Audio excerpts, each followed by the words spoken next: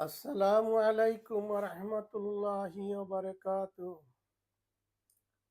আলহামদুলিল্লাহি রাব্বিল আলামিন।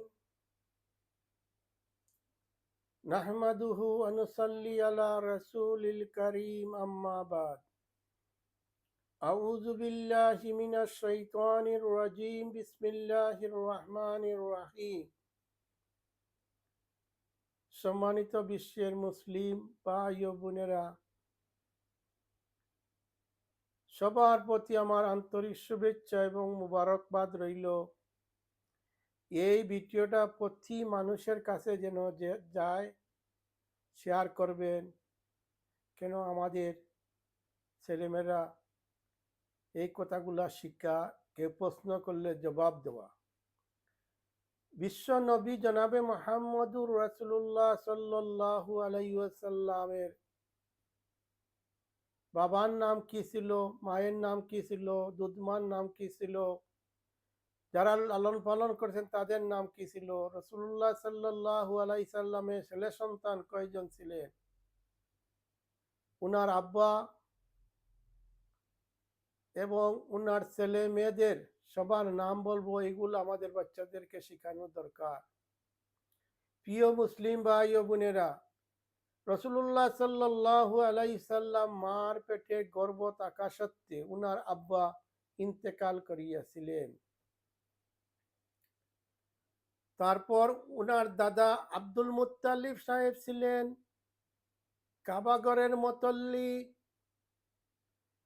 উনার ছেলের বউ যখন ছেলে মারা গিয়েছেন, তখন আব্দুল মুত্তালিব সাহেব বললেন ওনার ছেলের বউকে, তুমি ভয় করো না, যতটুকু লাগে, যে কিছু দরকার সব কিছু আমি দিব, তবু চিন্তা করো না।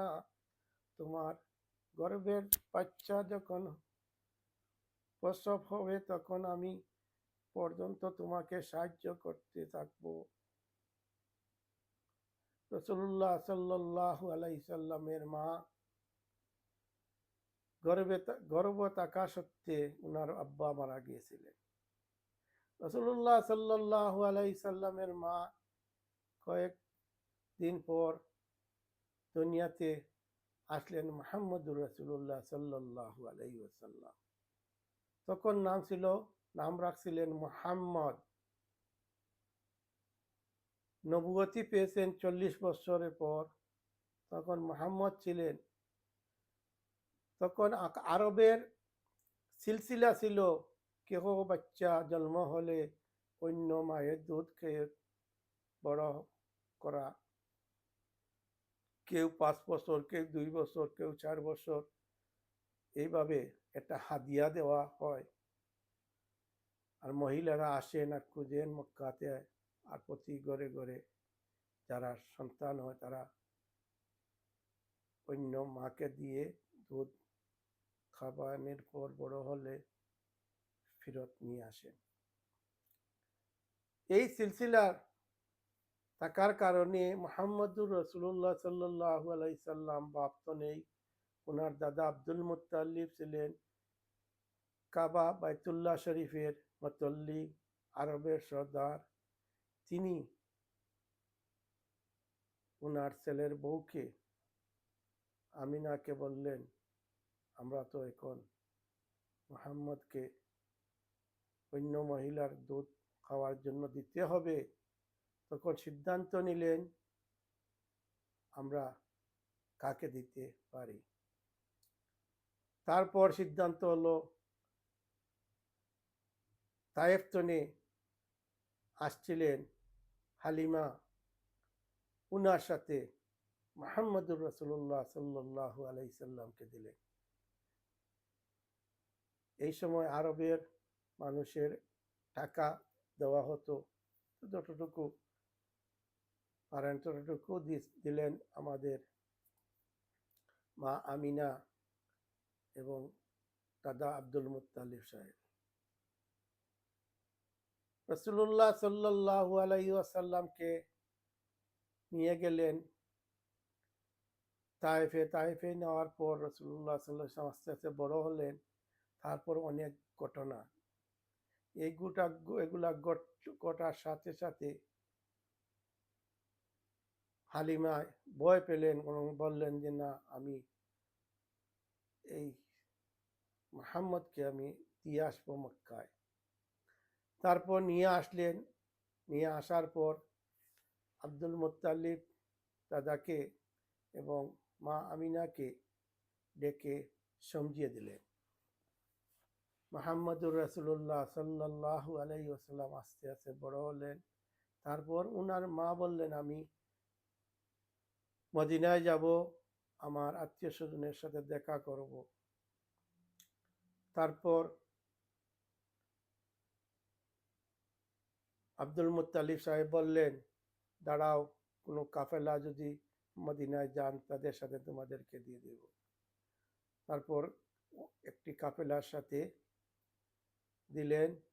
আর মুহাম্মদুর রাসূলুল্লাহ সাল্লাল্লাহু আলাইহি ওয়াসাল্লাম উনার মা অর্ধেক পথে যাওয়ার পর দেখালেন উনার আব্বার কবর। তারপর মদিনাতে গেলেন। মদিনাতে যাওয়ার পর কদিন থাকার পর কাফেলা ফিরত আসবে মক্কাতে। ওনার সাথে আল্লাহ রসুল এবং ওনার মা আসতেছে। হঠাৎ মধ্যবর্তী রাস্তায় অসুস্থ হয়ে তিনি মারা গেলেন।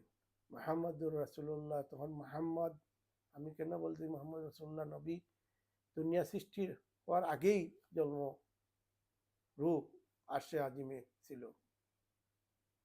আরশে আজিমে আল্লাহ রসুলের নাম দেখেছেন দাদা আদম আলাইহিস সালামে যখন জান দেওয়া হয় তখন দেখেছেন লা ইলাহা ইল্লাল্লাহ মুহাম্মাদুর রাসূলুল্লাহ।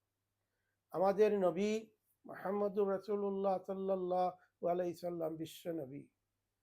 তারপর মক্কাতে আসার পর তারা বললেন ঘটনাগুলা, এবং ঘটনা শুনে আব্দুল মুত্তালিব সাহেব ওনার নাতিকে জড়িয়ে ধরলেন। ধরার পর নবীজিকে বললেন, কোনো চিন্তা করার দরকার নাই, তুমি আমার সাথে থাকো, ইনশাআল্লাহ তোমার কোনো ভয় নাই, তোমার দাদা তো বেঁচে আছে। হঠাৎ আব্দুল মুত্তালিব সাহেব অসুস্থ হলেন। তারপর তার ছেলেদেরকে ডাকলেন। ছেলেদেরকে ডাকার পর বললেন, আমি মুহাম্মদকে গোসাইয়া দিতে চাই। কাকে? তারা বলেন, যাকে মনে হয় তাকে দিন। তখন আব্দুল মুত্তালিব সাহেব চিন্তা করে দেখলেন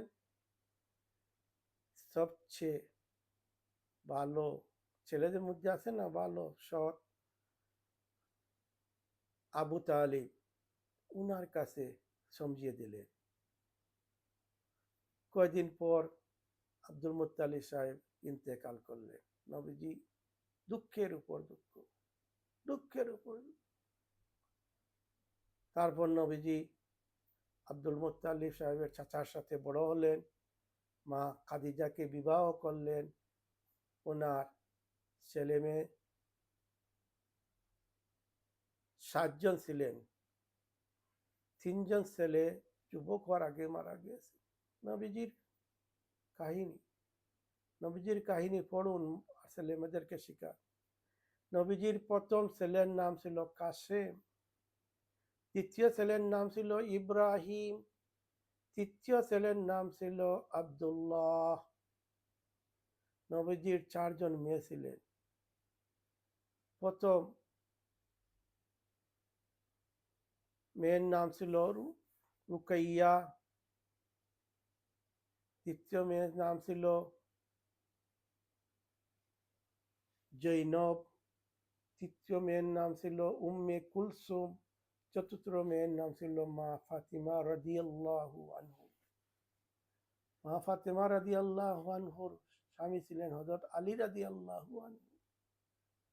আর মা ফাতেমা রাদিয়াল্লাহু আনহু হযরত আলী রাদিয়াল্লাহু আনহুর ছেলে ছিলেন ইমাম হাসান হুসেন। ইমাম হাসান হুসেন বেহেশতের যুবকদের সর্দার হবে। মা ফাতিমা রাদিয়াল্লাহু আনহু বেহেশতের মহিলাদের সর্দার হবেন, যারা বেহেশতি হবেন। প্রিয় মুসলিম ভাই ও বোনেরা, এই কথাগুলা আপনাদের ছেলেকে বলুন, মেয়েকে বলুন, ভাইকে বলুন, ভিডিও বেশি বেশি শেয়ার করুন। আমরা লন্ডন বসবাস করতেছি, আজ আছি কাল থাকবো না। বাচ্চা ছেলেমেয়েরা যদি শিখে ভালো। আমি যতটুকু জানি অতটুকু বললাম, ভুল ত্রুটি মাফ করবে। আবার দেখা হবো। লন্ডন থেকে শেখ আতাউর রহমান। আবারও আসসালামু আলাইকুম ওয়া রাহমাতুল্লাহি ওয়া বারাকাতুহু।